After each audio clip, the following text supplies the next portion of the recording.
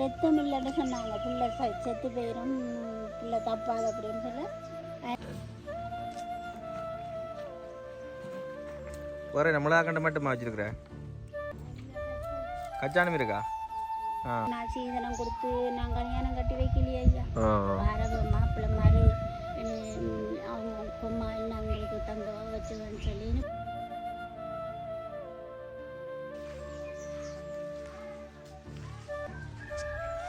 தாய்ப்பாலே இல்லாமலுக்கு வளர்ந்த பிள்ளை தானே ஐயா. சொன்னால் நம்ப மாட்டேங்க. தேத்தனி சாயத்தை கொடுத்து கொடுத்து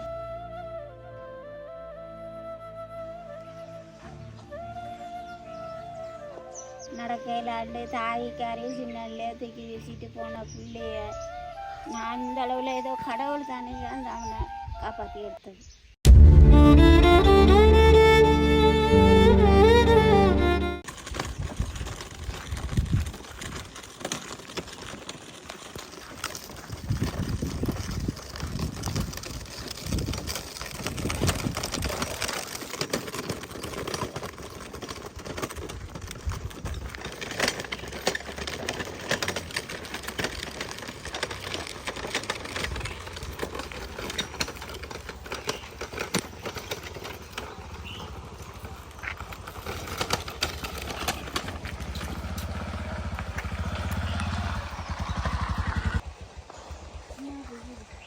சரியா வைக்கிறேன்.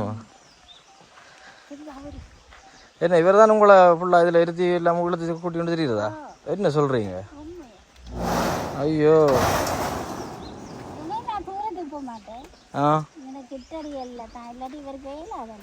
ஆளுக்கு வேறு தொழுகுது என்ன இந்த வெயிலுக்கு?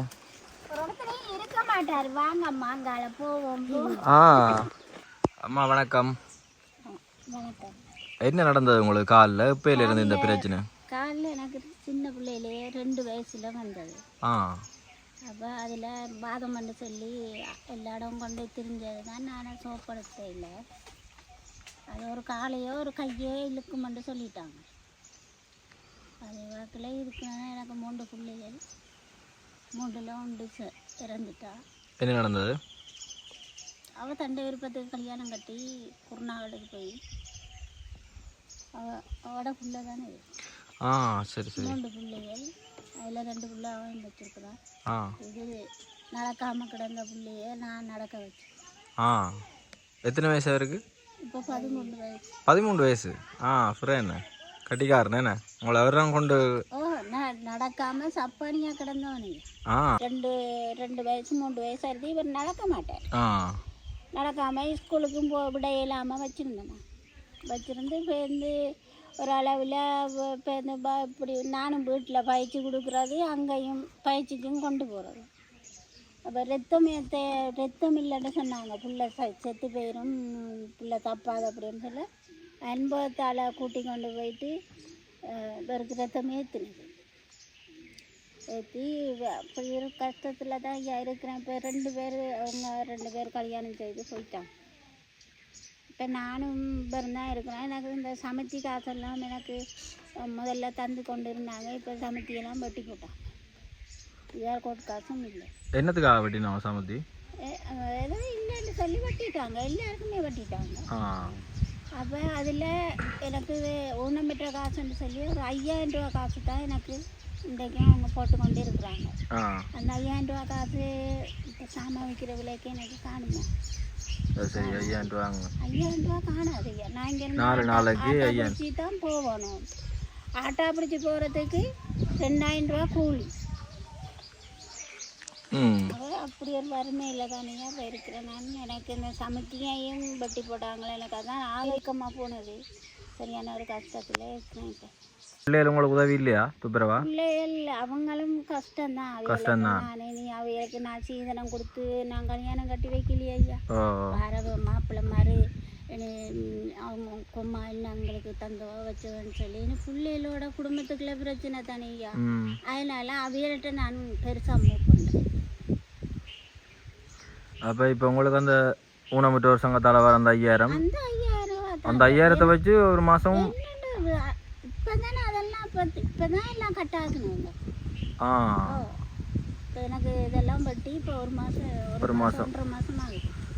இல்லாட்டி அங்கே அதுலேயும் இப்போ உங்களுக்கு கணக்கு காசு இல்லையே சமுத்தி என்றாலும் அது அங்கே எவ்வளவு சமுத்தி 2000 ரூபா தான். 2000 ரூபாண்ணா அதுக்கு ஒரு உதவியாக இருந்தது. இப்போ அதுகளும் இல்லோன்னு இன்னும் கஷ்டமாக இருக்குது. இன்னும் கஷ்டம் தான், நிறைய கஷ்டம் தான். என்ன செய்யுது, ஆட்டை போய் கேட்குறது நான். அப்படி இருந்தும் பேர் இந்த இதுக்குள்ள மாட்டுக்காவல் போய் பார்த்தீங்க, அவங்க இறக்கப்பட்ட ஒரு முடல் நெல் கொடுத்தாங்க. அப்படி எந்த சிவியம் போய் கொண்டிருக்கு. நான் பெரிய கஷ்டத்தில் தாங்க இருக்கிறேன். எனக்கு கொஞ்சம் உதவி செஞ்சால் நல்லா. இந்த காணியை பாருங்கள் எப்படி கிடக்குதுன்னு. இந்த காணி ஒரே ஏக்கர் காணி, இதை வெட்டி அதை துப்புராக்கிக்கிறதுக்கே இல்லாமல். மகன் மருமந்து உதவி செய்கிற அளவுக்கு இல்லைனாவே அவங்களாம் வரமாட்டேன். நான் எத்தனையோ முறை கேட்டுட்டேன், கேட்டால் அவங்க பாரு நோக்கம் இல்லை வேலைக்கு. கடைசி நேரத்தில் இவனுக்கு தான் இந்த காணி, இவருக்கு சின்னவருக்கு. அதுதான் இப்போ உங்களை பார்க்குறேன். வெண்டை சனிக்கிழமைன்றதால பள்ளிக்கூடம் இல்லைண்ணா. எங்கே பள்ளிக்கூடம், எந்த பள்ளிக்கூடத்துக்கு போகிறேன்? படித்து கொண்டு இருக்கிறேன். இப்போ எத்தனை ஆண்டு படிக்கிறேன்? வேறு இந்த படிப்பு அவ்வளவு அவருக்கு இந்த நாள் சென்று தானே வேறு பள்ளிக்கூடம் போனது. அந்த படிப்பு அவருக்கு சரியாக ஓடிக்கொள்ளுதில்லை. மற்றது அவங்க 5ஆம் ஆண்டில் போட்டு இப்போ படிப்பிச்சு கொண்டு தான் இருந்தது. 7-8 மாதமாக படிச்சு 6 வருஷமாக இப்போ படிக்கிறாரு தான். ஆனால் பாசி பிரிச்சுக்கு ஒன்றும் அவருக்கு எடுபடுத்தில்லை. ஆனால் எத்தனை வயசு? 13 வயசா? 13 வயசு. தாய்ப்பாலே இல்லாமலுக்கு வளர்ந்த பிள்ளை தானே ஐயா. சொன்னால் நம்ப மாட்டேங்க. தேத்தனி சாயத்தை கொடுத்து தான் இந்த கந்தசாமி நேரில் வச்சு வளர்த்தேன். அந்த நேரத்தில் எனக்கு உழைப்புக்கு ஆரம்பிச்ச எங்கள் அம்மா தான் விட்டுட்டு போயிட்டாங்க. போய் இப்போ ஒரு நாளில் போய் அது கடைசியாக செத்து என்ன சாப்பிட்ட நீங்கள்? சோறு தான் காய்ச்சினேன் நான். கறி பருப்பு. சோறும் பருப்பு தான் கறியா? என்ன தம்பியோடையா சாப்பிடுனியா? பருப்பு என்ன நல்லா இருக்குமா அம்மா வச்சா? என்னோட கூப்பிட்ற நீ? அம்மாண்டா கூப்பிட்ற நீ? உதவி எல்லாம் வேற செஞ்சு தருவார். என்ன உதவியும் வேறு தான். நீங்கள் வேறு இல்லாட்டி போனாக்கா நான் சரி. அவர் இருக்கிறது பெரிய உங்களுக்கு ஒரு ஆறுதல் மாதிரியானே.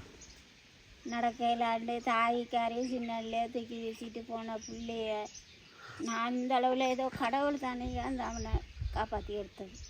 ரத்தம் கூட இல்லை. 3 குழந்தையில் பிள்ளைக்கு தேத்தினி சாயத்தை கொடுத்தா பிள்ளைக்கு சக்தி வருமா, பிள்ளைன்னு இருக்குமா? அப்படி வளர்த்து கடைசியா இப்போ நடந்து இந்த அளவுக்கு தெரியுதாரு. நான் கன்சாமி நேரில் எல்லாரும் வாயில் கை வச்சாங்க. இந்த மாதிரி இந்த பொடி என்ன தப்ப வச்சது அவ்வளோ தான். எனக்கு சரியான கஷ்டத்துலேயும் இறுக்கத்துலேயும் இருக்கிறேன். ஏதோ உங்களால் முடிஞ்ச உதவியை எனக்கு செய்யுங்க. உதவி என்றா என்ன உதவியம்மா எதிர்பார்க்குறீங்க? நீங்கள் என்ன உதவி செஞ்சால் உங்களுக்கு பிரயோசனமாக இருக்கும்னு எதிர்பார்க்குறீங்க? என்ன இப்போ கோழியோ ஆடோ மாடோ வளர்க்க இல்லாது. சரியா இரண்டா பக்கத்தில் எல்லாரும் தோட்டம் செய்கிறாங்க. எனக்கு ஓடி ஆடி இதெல்லாம் கலைக்கவும் மேலாது. கோழியை வளர்த்தாலுமையா நான் எத்தனையோ முறை நான் கோழி வாங்கி விட்டுருக்குறேன். இந்த காட்டுக்குள்ளே வளர்க்க இயலாது. ஏன்னு சொன்னால் அவ்வளோ கீரி இது. இந்த காடை இதை அடிச்சுட்டா எதையும் வளர்க்கலாம். இது அடிக்கிறதுக்கு தனியாக எனக்கு உதவி இல்லாமல் இருக்குது. தோட்டங்கள் செய்யறாலும் அதுகளும் வேற ஒரு ஆள் நிற்கல. அவருக்கு சம்பளம் கொடுத்தா தானே. தம்பியும் செய்ய மாட்டான், நீங்களும் என்னது செய்யறதானே. அப்போ என்ன செஞ்சா நீங்கள் ஏதாவது ஒரு நிலைமைக்கு வரலாம், ஏதாவது உங்களுக்கு ஒரு கையில் ஒரு வருமானம் இருக்குமெண்டு உங்களுக்கு தானே விளங்கும். இது என்னால் செய்யலும் அப்படின்னு நீங்கள் ஏதாவது நினைக்கிறீங்களா? நினைக்கிறேன். நீ பெருக்க நீ வெறுக்கிற உதவி நான் எடுத்து கொடுக்க தான் வேணும். இவர் என்ன இப்போ ஏதாவது படிக்க உதவி எடுத்து கொடுத்தா அவர் படிப்பேர், அதுதானே பிரச்சனை. சொல்கிறீங்க படிப்பும் சரியான வீக்காக இருக்கிறார். இவர் படிப்பில் நாட்டம் இல்லை. ரெண்டாவது இப்போ அவரை நாங்கள் படிக்கிற வயசு என்ன சொல்லுங்க ஆமாம்மா, எல்லாருமே படித்து கட்டிக்காரரா வாரண்ட் இல்லை தானே. எல்லாருமே படித்து டாக்டர் இன்ஜினியராக வாரண்ட் இல்லை. ஆனால் என்ன குறிப்பிட்ட அளவு கொஞ்சம் படித்தா தான் அங்கே போய் ஒரு சுயமாக ஒரு கடையை போட்டு செய்கிற அளவுக்கு என்ன செய்யணும், ஒரு கணக்கு தெரிஞ்சிருக்கணும். இப்போ கடையில் ஒரு பில் போடுறா அந்த பில் போடுறதுக்கு பில் போட எழுத தெரிஞ்சிருக்கணும்.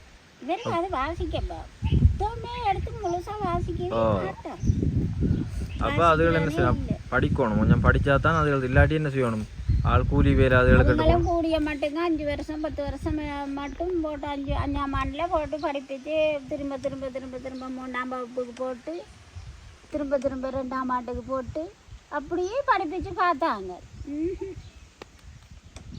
கிடையாது. என்னடாமா அப்படி வராதுன்ட்டு நான் வளர்ச்சி இல்லாத மாளுக்கு போயிட்டவனுக்கு நீங்கள் இங்கே அப்படி நினைக்காதுங்க. அப்படி வராதுன்ட்டு விடையில அது அவர் என்ன கொஞ்சம் படிக்கத்தான் வேணும். படிக்கிற வயசு மட்டும் அவர் எப்படியோ பள்ளிக்கூடம் போய் படிக்கத்தான் வேணும். படிக்க ரெண்டாக தான் அவருக்கு அந்த எழுத படிக்கவோ வாசிக்கவோ ஒரு காசு யாரும் கொடுத்தா எவ்வளோ திருப்பி கொடுக்கணும் எவ்வளோத்தை வாங்கணுமன்ற விஷயம்னாலும் தெரியும். பள்ளிக்கூடமே போவான் விட்டால் அதெல்லாம் தெரியாது. படியாத பிள்ளைய கொண்டு வச்சு நம்ம செலவழிச்சு செய்வது. ஆனால் 5ஆம் என்ன 2ஆம் ஆண்டில் போட்டு 3ஆம் ஆண்டில் போட்டு பிறகு திருப்பி திருப்பி திருப்பி திருப்பி அவங்க டீச்சராக்கள் போட்டு போட்டு படிப்பிச்சாங்க. இப்போ கடைசியாக 5ஆம் ஆண்டில் போட்டு 10 வருஷம் படித்து கொடுத்துருக்காங்க. சரியா 13 வயசு. வேறு வயசுக்கு எத்தனையாம் ஆண்டு படிக்கணும் நீங்கள் யோசிச்சு பாருங்க. அப்போ மேலும் மேலும் மேலும் நம்ம செலவழிக்கிறதுக்கு மேலே ஃபுல்லாக ஊக்கமாக இருக்கணும். நம்ம இப்போ எவ்வளோ லட்சக்கணக்கில் செலவழித்தாலுமைங்க அந்த படிப்பில் வந்து ஒரு ஊக்கமாக இருக்கணும். அந்த வீக்னஸ் இவருக்கு இல்லை. ஏனென்னா இவர் வந்து இந்த நோயில் கொஞ்சம் ஈடுபட்டு போயிட்டாருயா. மற்றது இவர் நடக்காமையெல்லாம் கிடந்து உங்களுக்கெல்லாம் தெரியும் தானே. அதில் எல்லாம் வேறு இந்த படிப்பு வந்து பிள்ளைக்கு பிந்தி போச்சு. 3 வயசுல என்னத்துக்கு நேசரிக்கு விடுறாங்க பிள்ளைல. அதில் இருந்து ஆரம்பிக்கிறது தான் பிள்ளைகள படிப்பு. இப்போ இவர் வந்து அந்த இதுலேயே இல்லை தானே இங்கே அந்த நேசரியெல்லாம் கடந்து போயிடுச்சு. நேசரியெல்லாம் படிக்க இல்லை அப்படியே அந்த நேசரிக்கு விட்டு 3 வயசில் நேசரிக்கு விட்டுறோம் தானே. அப்போ இந்த மூத்த பிள்ளைகளெல்லாம் நான் நேசரிக்கு விட்டேன். நம்ம விட்டு அவன் 3 வயசுலேயும் விளையாட்டு போட்டியில் வெண்டவா. அப்படி ஐயா பிள்ளைகளுக்கு ஆர்வம் இருக்கும். இப்போ நீங்கள் எவ்வளோ பணத்தை கொடுத்தும் இந்த பிள்ளைய படிப்பிக்க ஏலாட்டி அதை என்ன செய்யலாம் சொல்லுங்கள் பார்ப்போம். அதுக்கு தான் இவருக்கு இப்போ என்ன செய்யணுன்றா நான் டீச்சராக சொல்லியிருக்காங்க. கொஞ்சம் கொஞ்சம் இவருக்கு கைத்தொழில்களை கைத்தொழில்னா இந்த தோட்டம் செய்கிற மாதிரி இதுகளை பழக்க சொல்லியிருக்கிறேன். அதோடு இவர் இந்த பஸ்ஸில் எல்லாம் போய் ஏறி இறங்கி வர அளவுக்கு இல்லையா. இந்த ஸ்கூல்லையே 4-5 லக்கில் விழுந்துருவாராம். பொத்து பொத்து என்னத்துக்காக தைரியம் இது இல்லை. தைரியம் இல்லை ஆளுக்கு. 4-5 லக்கிலேயே விழுந்துருவார். நான் போகிற நேரமெல்லாம் டீச்சர் எனக்கு சொல்கிறவா. அப்போ இவரை நம்பி நான் செட்டுக்கிழமோ இல்லை புருஷங்கிழமோ நான் நம்பி அனுப்பிட்டேன்னு பிள்ளை ஒரு வாகனத்தில் நெருக்கப்பட்டு பிள்ளைகளோட ஸ்கூல் பிள்ளைகளோட ஏறி இறங்கிக்கல. பிள்ளைகள் ஒரு ஊக்கமான பிள்ளைகள் என்ன செய்யுங்கள் பாஞ்சு விழுந்து ஏற பார்க்குங்கள். இவரை தள்ளி விட்டுட்டாங்கன்னா என்ன செய்யுது. அது 2வது பிரச்சனை. மற்ற பிரச்சனை என்னென்னு சொன்னால் ஒரு வாகனம் இல்லாட்டியும் பிள்ளை இன்னும் கொண்டு வரத்துக்கு பிள்ளையை கூட்டி கொண்டு வரத்துக்கு என்னால் முடியாது இல்லையா ஐயா. நான் உண்மையை தான் உங்கள்கிட்ட கவிக்கிறேன். நான் என்ன நிலப்பாடை உங்களுக்கு நான் சொல்கிற எடுத்து. அப்போ இப்போ எனக்கு ஒரு கையுதைக்கு ஒரு பிள்ளை இருக்குமா இருந்தால் நான் இருந்து கொண்டு நீ போய் பார்த்துட்டு வாம்மா அப்படின்ட்டு சொல்லு. இப்போ அப்படியான சூழ்நிலையெல்லாம் இருக்குது. அந்த பாப்பா கடை பிள்ளை அந்த செட்டிக்குளை ஸ்கூலில் 7வது படிக்கணும். நான் படித்த இடத்துல தானே அந்த பிள்ளை காணாமல் போனது.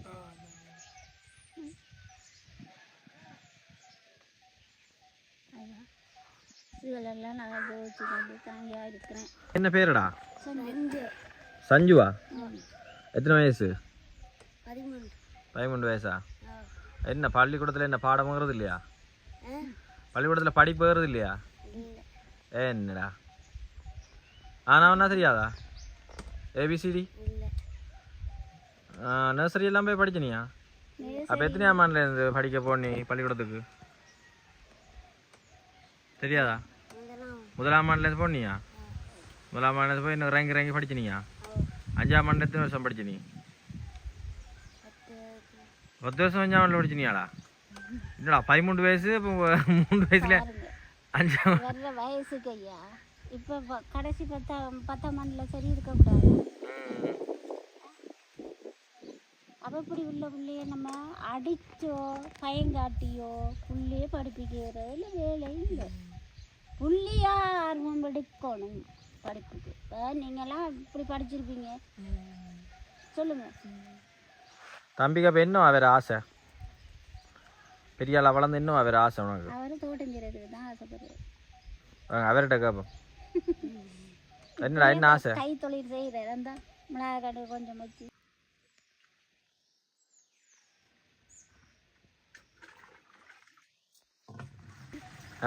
ஊற்றி அந்த செய்கிறாரு அதனால பின்னாடி கொஞ்சம் கொஞ்சம் தன்னால் ஏண்டது பாப்போமா அது என்ன செய்யறான்னு பாப்போமா போய் மிளகா கண்டுகள்லாம் இருக்கா மிளகா கடை சின்ன சின்ன கண்டுகளுக்கு மிளகா காய்ச்சிருக்கா இல்லை இல்லை இப்போதான் வச்சிருக்கிறாரு ஒன்று சின்ன சின்ன கண்டுகள் வச்சிருக்குது இப்போதான் பனியம் போட்டு வைக்கிறது அதெல்லாம் செய்வார் அதானே அந்த காணியில் கொஞ்சம் அரைவாசி என்றாலும் இந்த வீட்டை ஆக்கி தந்தா செஞ்சுக்கிறேன் தண்ணி ஊத்துறது கொஞ்சம் கொஞ்சம் எங்கட தேவைகளுக்கு எனக்கு அதுகளுக்கு ஒரே மிளகா கண்டு மட்டுமா வச்சிருக்கிறேன் வேணும்னு சொன்னால் முழுக்காணியாக கச்சானம் இருக்கா இந்த வீட்டை சுற்றி இப்படி கொஞ்சம் துப்புராக்கிட்டோம்னா நம்ம இதுக்கு நேரம் போட்டு இந்த வீடு ஆட்ட இது இதுதான் எனக்கு முதல் கட்டி தந்தது அப்போ அது அது இப்போ கட்டி தந்தது இந்த ஒரு அது 8.5 லட்சம் வீடு அதான் அரசாங்கம் அதே 2 வீட்டு திட்டமாக பெரிய காணிக்கு அப்படி தந்தவங்களா இல்லையே எல்லாருக்கும் இருக்குது எல்லாருக்கும் அப்படியா கொடுத்துருக்காங்க சில பேர் பிடிங்கி வித்துட்டாங்க நாங்கள் வச்சுருக்கோம் பிள்ளைகள் இருக்குதானே ஒரு நேரத்தில் என்னையா வந்தாலும் மட்டுமே வேணும் தானே சரியம்மா அப்படின்னா இப்போ நீங்கள் இப்போ வாழ்வாதார முதல் செய்கிறது உங்களுக்கு கஷ்டம்னு சொன்னால் அப்போ நீங்கள் என்ன வேறு ஏதாவது உதவி திட்டம் ஏதாச்சும் நீங்கள் சாப்பாட்டுக்கு எதுவும் உதவி செய்கிற மாதிரி இல்லாட்டி பண உதவி என்னாலும் சரி சாமான் உதவி என்னாலும் சரி இதனாலும் எனக்கு மாதம் மாதம் எனக்கு உதவி செய்கிற மாதிரி உங்கள்கிட்ட நான் கேட்குறேன். வணக்கம் உறவுகளே. வவுனியா கந்தசாமி நகர் என்னும் பகுதியில் வசிக்கும் இந்த ஏழை குடும்பத்தினுடைய நிலை தொடர்பில் இந்த காணொளி மூலமாக நீங்கள் பார்த்திருப்பீர்கள்.